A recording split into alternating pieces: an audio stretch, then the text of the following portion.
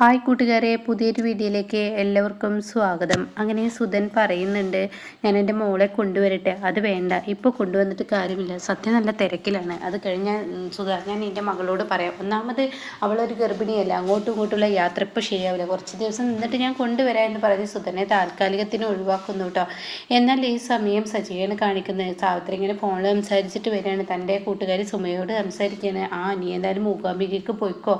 അപ്പോൾ ഇന്ദുവിനെ ാണ് സംസാരിക്കുന്നത്. അപ്പോൾ ഇന്ദു പറയുന്നുണ്ട്, ഞാൻ മൂകാംബികയിലോട്ട് പോട്ടെ, അവിടെ കഴിയട്ടെ, അവിടെ പ്രശ്നമൊന്നുമില്ലല്ലോ, വിശേഷിച്ച് എന്തെങ്കിലും ഉണ്ടോ എന്ന് ചോദിക്കുമ്പോൾ ഇല്ല സാവിത്രി ഇല്ലെന്ന് പറഞ്ഞു. മോളെ നീ ഇപ്പോൾ തൽക്കാലം സുമയുടെ കൂടെ മൂകാംബികയിലോട്ട് പോയി വാ, എന്നിട്ട് വിശേഷങ്ങളൊക്കെ നമുക്ക് വന്നിട്ട് പറയാമെന്ന് പറഞ്ഞ് ഫോൺ കട്ട് ചെയ്യുന്നുണ്ട്. അപ്പോൾ കാണാം അവിടെ ഇപ്പുറത്ത് സച്ചി ഇങ്ങനെ എന്തോ ചിന്തിച്ചിരിക്കുന്നത് കാണുന്ന സാവിത്രി ചോദിക്കുക, എന്താ നിങ്ങൾ ഇത്ര വല്ലാതെ ചിന്തിക്കുന്നത്? ഒന്നുമില്ല, മോളാ വിളിച്ചത്. അത് കേട്ട ഉടനെ തന്നെ ആരെ വിളിച്ചത്? മോളാണ് വിളിച്ചത്. എന്തിനാ വിളിച്ചത്? അവൾ സുമയുടെ കൂടെ മൂകാംബികയിലോട്ട് പോവാത്ര. അതൊരു ഇടയ്ക്ക് നന്നായി, അവൾ പോട്ടെ എന്ന് പറയണ്ട. അപ്പോൾ ആരോ ബെല്ലടിക്കുന്നു. ഉടൻ തന്നെ സാവിത്രി തുറക്കാൻ വേണ്ടി പോവാണ്. തുറന്ന ഉടൻ തന്നെ കാണുന്ന കാഴ്ച സുശീലയായിരിക്കും. സുശീലയെ കാണുന്ന സച്ചിക്ക് അങ്ങ് ദേഷ്യം പിടിക്കുകയാണ്. അപ്പോൾ സച്ചി ഉടൻ തന്നെ എന്താ നിങ്ങൾ വന്നത്? നിങ്ങളുടെ മകൻ ഗോകുലിനെ ഒന്ന് കാണണം. മഞ്ചാടി എന്ന് പറയുന്ന പെണ്ണ് കേസ് കൊടുത്ത് ആളെ 10 മണിയാകുമ്പോഴത്തേനും പോലീസ് സ്റ്റേഷനിൽ എത്താനാണ് പറയുന്നത്. നിങ്ങളുടെ മകൻ കാരണം ഞാൻ തൂക്കേറിൽ പോകുന്ന ആ അവസ്ഥയാണ് എനിക്ക് വരുന്നത്. അതുകൊണ്ട് മര്യാദയ്ക്ക് നിങ്ങളുടെ മകനെ ഒന്ന് കാണണം. എൻ്റെ മകനെ ഇവിടെ ഇല്ല, എൻ്റെ മകനും നാളെ പോലീസ് സ്റ്റേഷനിൽ എത്താൻ പറഞ്ഞിട്ടുണ്ട്. ആ സമയം അവിടെ എത്തുമ്പോൾ അവിടെ വെച്ച് കാണാം. അതിന് നിങ്ങളുടെ മകൻ മുങ്ങില്ലേ?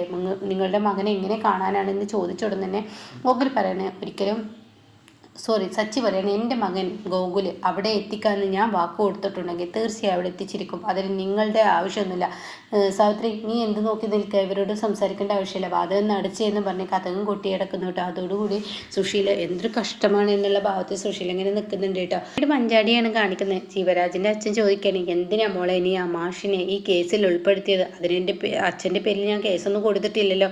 എനിക്ക് 3 പേര് നന്നായി കളിച്ചതായി അറിയാം. പക്ഷേ എൻ്റെ അച്ഛന് ഈ സത്യങ്ങളൊക്കെ അറിഞ്ഞിട്ടും അച്ഛൻ എന്നിൽ നിന്ന് ഇത് മറച്ചു വെച്ചത് എന്തിന്? അതാണ് ഞാൻ ചിന്തിക്കുന്നത്. അത് കേൾക്കുന്ന ജീവൻ്റെ അച്ഛൻ പറയണേ, എനിക്ക് തോന്നുകയാണ് നിൻ്റെ അച്ഛൻ അങ്ങനെയൊന്നും ചെയ്യുന്ന ആളല്ല, അങ്ങനെ ഒരു വ്യക്തിയായി മാഷിനെ എനിക്ക് തോന്നിയിട്ടില്ല എന്നൊക്കെ പറയുമ്പോൾ മഞ്ചാടി പറയാം, അങ്ങനെയൊന്നല്ല കാര്യങ്ങൾ.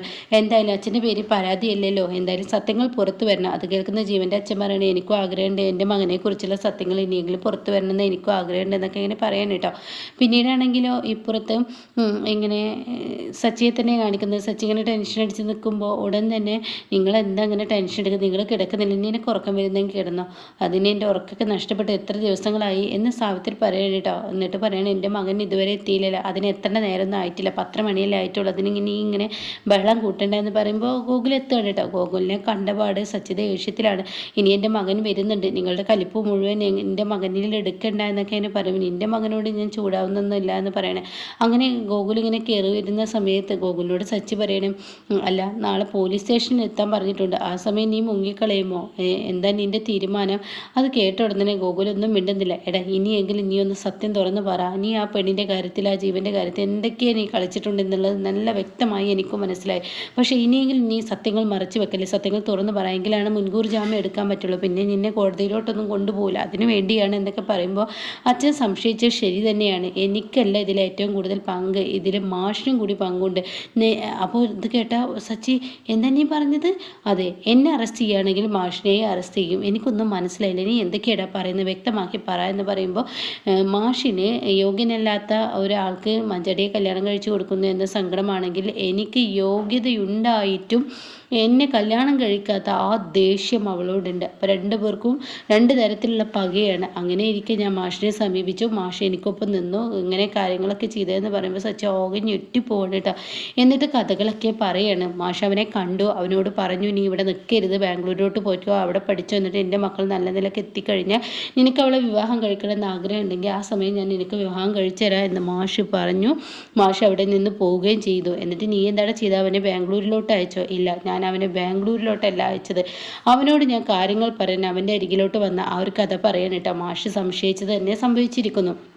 അങ്ങനെ ഗോകുൽ പറയണേ, നിൻ്റെ തീരുമാനം എന്താ? ഞാൻ പറഞ്ഞല്ലോ, മാഷ് പറഞ്ഞതിനനുസരിച്ച് ഞാൻ 2 കൊല്ലത്തിന് ശേഷം ഇങ്ങോട്ടേക്ക് വരും. എനിക്കൊരിക്കലും എൻ്റെ ഭാര്യ ആവാൻ പോകുന്നവളെയും അതുപോലെ തന്നെ എൻ്റെ അച്ഛനമ്മമാരെയും ഉപേക്ഷിക്കാൻ കഴിയില്ലെന്ന് പറഞ്ഞു കൊടുത്തിട്ട് ഗോകുൽ പറയണേ എന്നാൽ അത് നടക്കില്ല. മാഷ് പറയുന്നത് എന്നെ ബാംഗ്ലൂരിലോട്ടാണെങ്കിൽ ഞാൻ എന്നെ മുംബൈയിലോട്ടാണ് അയക്കുന്നത്. അത് കേൾക്കുന്ന ജീവ എന്താ നിങ്ങളീ പറയുന്നത്? അതെ, ഞാൻ നിന്നെ മുംബൈയിലോട്ട്. കാരണം എന്താണെന്നറിയാം, നിൻ്റെ ബിസിനസ് എന്തായിരുന്നു? ലഹരിയും പെണ്ണു കേസുമായിരുന്നു. അതല്ലേ നീ മഞ്ചാടിയെ ചെയ്തത്. അപ്പോൾ അതിനെ പറ്റിയ സ്ഥലം മുംബൈയാണ്. മുംബൈയിലോട്ട് പോയിക്കോ എന്ന് പറയുമ്പോൾ ഗോകുലിനോട് ജീവൻ ചോദിക്കുകയാണ് ഇങ്ങനെ എന്തെല്ലാം മാഷ് പറഞ്ഞത്. മാഷ് അങ്ങനെ പറയില്ല. മാഷിന് നിന്നോടുള്ള പക നല്ല നിലക്കെത്തിക്കുക എന്നുള്ളതായിരുന്നു. പക്ഷേ എനിക്കങ്ങനെയില്ല. ഞാൻ സ്നേഹിച്ച് പെണ്ണിനെയാണ് നീ എന്നിൽ നിന്ന് തട്ടിയെടുത്തത് എന്ന് പറഞ്ഞിട്ട് ഗോകുലങ്ങ് ദേഷ്യം പിടിക്കുന്നുണ്ട് കേട്ടോ. ആ സമയം നന്നായി പേടിക്കടേ ജീവൻ. എന്നിട്ട് ജീവനോട് പറയണേ ഇനി ഇവിടെ നീ നിൽക്കാൻ പാടില്ല. ഞാൻ പറയുന്നത് നീ കേൾക്കണം. മാഷ് ഈ ഉപാധി വെച്ചെങ്കിൽ ഞാൻ നിനക്ക് മുന്നിൽ ഉപാധി വെക്കുന്നു. നീ മുംബൈയിലോട്ട് പോകണം. ഒരിക്കലും ഈ നാട്ടിലോട്ട് നീ തിരികെ വരാൻ പാടില്ല. തിരികെ വന്നാൽ പിന്നെ നിനക്ക് ജീവിതം ഉണ്ടാവില്ലടാ എന്ന് പറഞ്ഞിട്ട് ഇങ്ങനെ ഗോകുൽ കഴുത്തിങ്ങനെ പിടിച്ചിങ്ങനെ പിരിക്കുന്നുണ്ട് കേട്ടോ. ആ സമയം ജീവൻ ഗോകുലെ എന്നെ വിട് വിട് എന്നൊക്കെ പറയാൻ ശ്രമിക്കുമെങ്കിലും തനിക്കത് പറയാൻ പോലും പറ്റുന്നില്ല. എന്നിട്ട് പറയാണ് നീ കാരണം, മഞ്ചാടി കാരണം ഞാൻ ഒരുപാട് അപമാനിതനായി. അതുകൊണ്ട് തന്നെ ഞാൻ പറയുന്നത് നീ കേട്ടാൽ മതി. മാഷിൻ്റെ തീരുമാനം അങ്ങനെയാണെങ്കിൽ എൻ്റെ തീരുമാനം വേറെയാണ്. ഇത് മാഷിന് പോലും അറിയില്ല. മാഷിന് എന്നല്ല ഈ ലോകത്ത് ആർക്ക് പോലും അറിയാത്തൊരു തീരുമാനമാണ്. ഇനി നീ ഈ നാട്ടിലോട്ട് വരരുത്. നീ പോകണം, നീ മുംബൈയിലോട്ട് പോകണം. എന്നിട്ട് നീ നിൻ്റെ ബിസിനസ് ചെയ്തോ എന്നൊക്കെ പറഞ്ഞിട്ട് വീണ്ടും ഇങ്ങനെ ജീവനെ ഗോകുൽ ദ്രോഹിക്കുമ്പോൾ ഗോകുൽ കൈ തട്ടിയിട്ട് പെട്ടെന്ന് ജീവൻ ഓടി രക്ഷപ്പെടാൻ ശ്രമിക്കുകയാണ് കേട്ടോ. പക്ഷേ പ്രതീക്ഷകളൊക്കെ തെറ്റിപ്പോവാണ്. കാരണം ഓടി രക്ഷപ്പെടുന്ന ഇടയ്ക്ക് ഗുണ്ടകൾ ജീവനെ പിടിച്ച് ഇടിക്കുന്നുണ്ട് കേട്ടോ. നല്ല കണക്കിന് തന്നെ കൊടുക്കുന്നുണ്ട്. ആ സമയം ജീവന് രക്ഷപ്പെടാൻ കഴിയുന്നില്ല. അപ്പോൾ ഈ കഥകളെല്ലാം സച്ചിയോട് ഗോകുൽ പറയുകയാണ് കേട്ടോ. അപ്പോൾ ഇങ്ങനെയൊക്കെയുള്ള ഒരു എപ്പിസോഡാണ് ഇന്ന് വന്നിരിക്കുന്നത്. അപ്പോൾ എന്തായാലും ഇനി സച്ചിയോട് കഥകൾ പറയുമ്പോൾ സച്ചിയുടെ ഭാര്യ സാവിത്രി നെഞ്ചത്തടിച്ച് കരയലും ഇനി എന്താ ചെയ്യുക, ഇവൻ എന്താണ് അവനെ കാണിച്ചത്, എടാ നീ പറയടാ എന്നൊക്കെ പറഞ്ഞു വെച്ചെടുക്കുന്ന ആ ഒരു സീനൊക്കെ ഇനി വരാനിരിക്കുന്നത് കേട്ടോ.